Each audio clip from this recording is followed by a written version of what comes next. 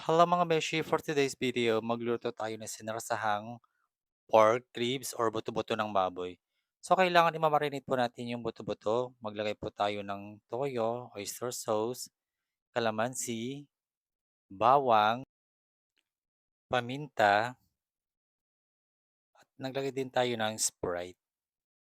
Ngayon mga beshi, iluluto na natin yung marinated na pork ribs. Ayan mga beshi, pag medyo golden brown na, pwede na natin set aside. Ngayon magigisa na tayo ng bawang, sibuyas, at ilagay na natin yung ribs ng baboy. Naglagay din po ako ng tomato paste.